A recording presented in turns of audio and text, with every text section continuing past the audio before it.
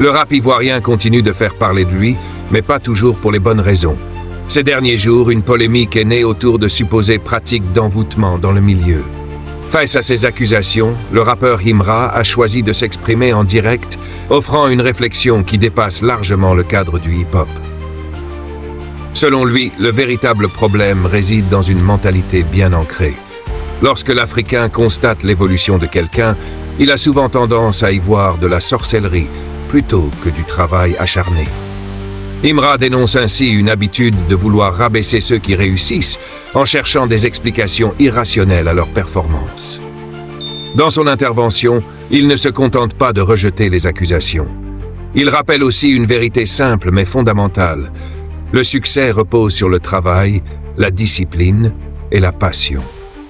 Lui-même affirme vivre dans l'excès du travail, poussant son art dans ses derniers retranchements.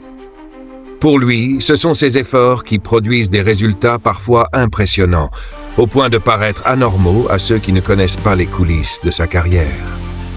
Cette sortie met en lumière un phénomène social beaucoup plus large. Dans de nombreux contextes africains, la réussite est souvent accompagnée de suspicion. Lorsqu'un individu se distingue par son talent ou sa prospérité, il est fréquent qu'on cherche des explications mystiques, plutôt que de reconnaître le mérite et les sacrifices consentis.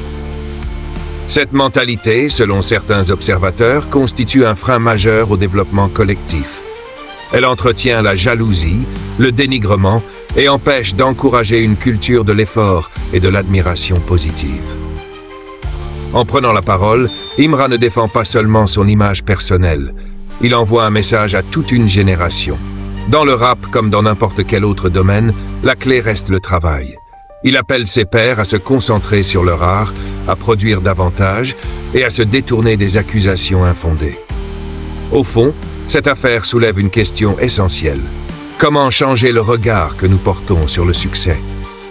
Plutôt que de soupçonner la sorcellerie, pourquoi ne pas s'inspirer de ceux qui réussissent? Pourquoi ne pas voir en eux des modèles capables de tirer toute une communauté vers le haut?